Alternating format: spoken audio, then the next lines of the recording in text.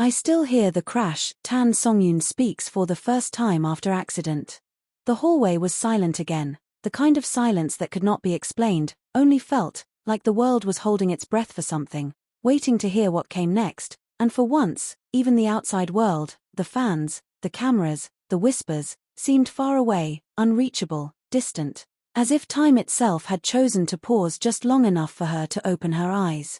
Songyun stirred slowly, her fingers twitching slightly under the crisp white blanket, her eyelids fluttering like they didn't know how to move anymore, like her body was testing itself, checking each small piece, one at a time, to be sure that she was still here, still whole, still human.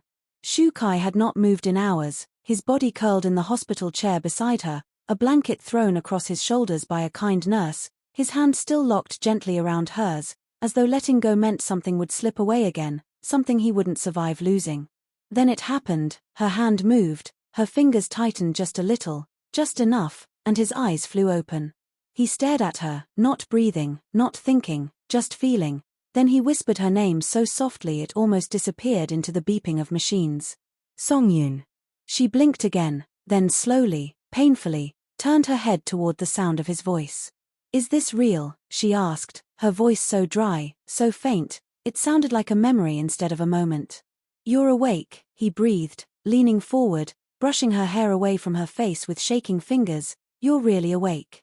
She looked around the room, at the white walls, the wires, the light spilling softly from the corner lamp. She didn't cry, she didn't scream, she just stared, as if trying to decide whether this was a dream or a second chance.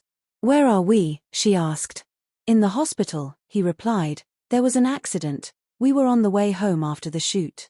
Her eyebrows drew together slowly, the memory crawling back inch by inch. The road, the red light, the truck, the scream. The crash, she whispered. He nodded, his voice trembling. But you're safe now, you're here, the baby is okay, you're okay. Tears filled her eyes, not because of pain, not even because of fear, but because he had said it so many times. You're okay, like a spell, like a prayer he'd been whispering every hour since the world changed.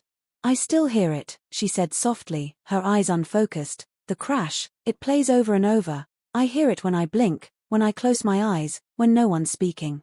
He took her hand in both of his. You don't have to relive it, not now, you're safe. She closed her eyes briefly, then opened them again. I thought I died. I thought you did too, he admitted. There was a long pause between them, not heavy, just full of what wasn't said, what couldn't be said. Then she looked at him. Is the baby really okay? He nodded. They said it was close, they said we were lucky. Lucky, she repeated, like it was a foreign word. Yes, he said, because I didn't lose you, because we're still here. She exhaled slowly, a sound like letting go. Tell me everything, she whispered. And so he did. He told her about the ambulance, about how he woke up bleeding from his face, screaming her name, about how he thought she was gone when she didn't move, about how he tried to reach her and they wouldn't let him, about how he kicked and fought the stretcher, about how he screamed at the doctors, at the lights, at the silence. He told her how the ride to the hospital felt like a lifetime, how every bump made him feel like she might slip further away, how her lips were cold, how they begged him to calm down, how he never stopped whispering her name, not once. I was so afraid, he said, and it didn't go away, not even after they told me you were still breathing, not even when they said you had a chance. I was afraid that if I blinked, you'd disappear. She didn't speak for a long time, her eyes glossy, her fingers tightening around his, her other hand sliding to her belly, to the life that somehow remained. We almost lost everything, she whispered. But we didn't, he said, we didn't, and that's why we have to be different now, no more pretending, no more silence. Outside the hospital room, the hallway was no longer quiet, cameras were gathering again, phones held high, fans crying, strangers praying. The world had been waiting for her to wake up, but no one had known what would come next. Inside the room, a new storm was forming, but it wasn't made of pain, it was made of truth. I heard them, she said, all of them, even when I couldn't speak. I heard the nurses whispering, I heard the rumors outside the room. They said it wasn't your baby, they said you were going to leave. Shukai looked away, his jaw clenched. I tried to stop it, but it kept growing. Did you ever believe it? She asked, her voice barely above a breath. Never, he said without hesitation, not for a second. Her eyes closed again, this time not from pain, but from the weight of everything. She remembered the headlines, the hate, the comments calling her a liar, a career manipulator, saying the pregnancy was a trap, calling her a burden on his success.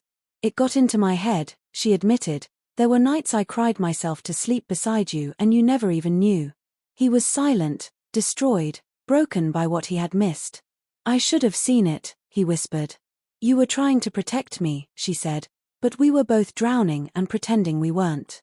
The sound of monitors filled the space between them again, calm, steady, constant, a reminder that life, even when broken, still beats forward. I love you, Shu Kai said suddenly, not in a romantic way, but in a way that sounded like survival, like his entire soul needed her to hear it. She looked at him, eyes wide, and for the first time since the crash, she smiled, a small, tired smile that carried every scar, every tear, every sleepless night. The morning light slipped in through the edge of the hospital curtain, not harsh, not bright, but soft, gentle, like it knew what had happened inside that room, like it understood that too much light might break what had only just begun to heal.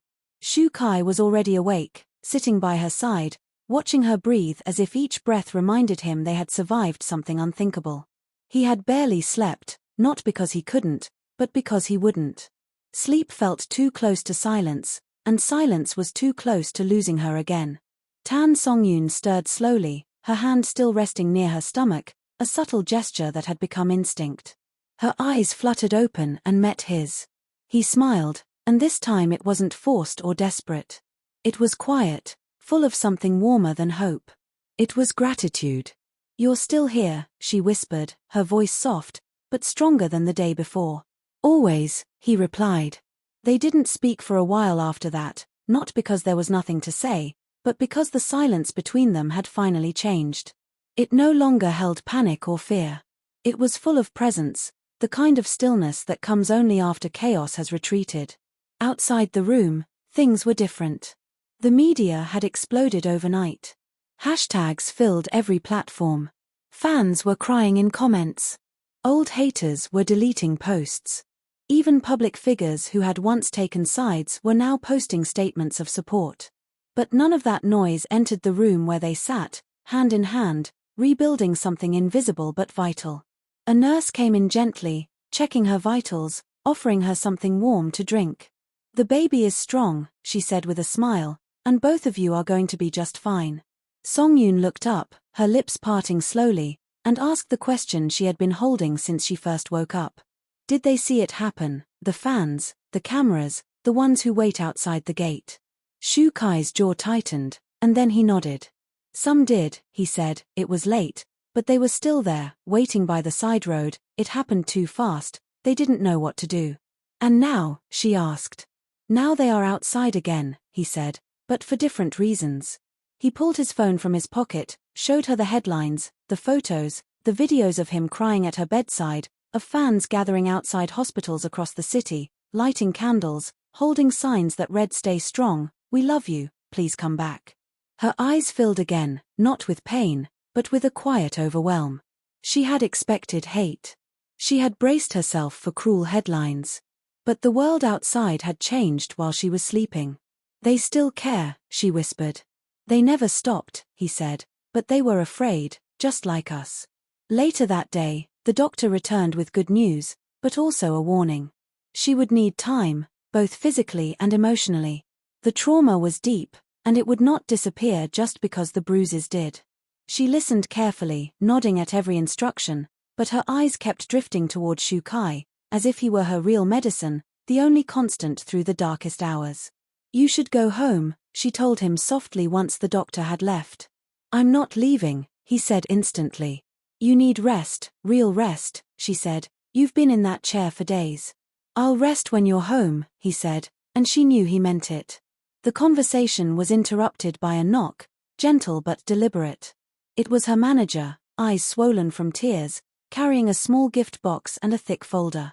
The room grew quiet as she handed it to Songyun. What is this? She asked, holding the box. Messages, the manager replied, from fans, from castmates, even from directors you've never met. They all sent something.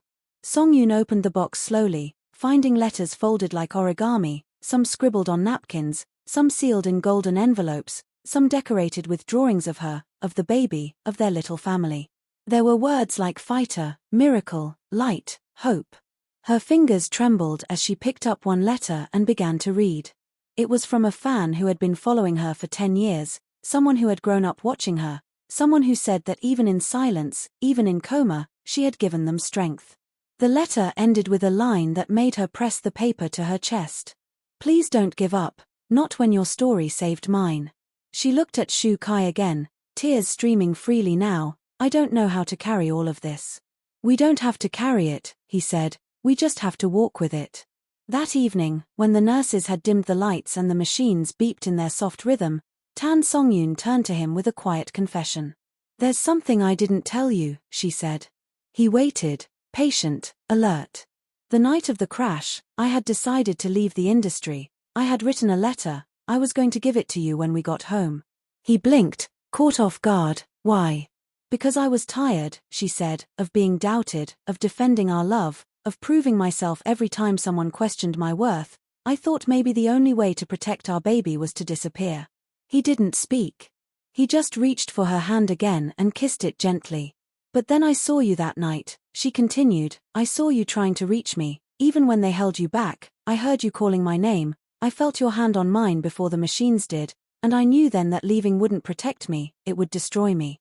You were never the one who needed to run, he said, it was the world that needed to stop chasing. She laughed, tired but real, and for the first time since the crash, the room didn't feel like a cage, it felt like a beginning. Over the next few days, her body grew stronger, the doctors allowed short walks down the hallway, Shu Kai supporting her step by step, and each time she passed another nurse or assistant, they would smile with eyes full of stories they would never tell, but always remember. The world outside the hospital kept spinning, interviews were postponed, endorsements held back, the media waiting for a sign, a statement, a photo, anything that could confirm what the nation now clung to hope. On the 5th day, just before sunset, Tan Songyun asked to be wheeled outside, just for a minute, just to breathe real air. Shu Kai pushed her carefully, wrapping a scarf around her, holding her hand the entire way. As the doors opened and she stepped into the fading light, something happened that neither of them expected. The crowd that had gathered outside the hospital fell completely silent, no screams, no flashing cameras, just silence, and then, almost as one, they began to applaud. It was slow at first, soft, unsure, and then louder, stronger, rising like a wave of gratitude that washed over the concrete and rose to the clouds. She froze, eyes wide, lips parted, heart pounding, and Shu Kai leaned down and whispered, "They're not clapping because you're famous, they're clapping because you're here."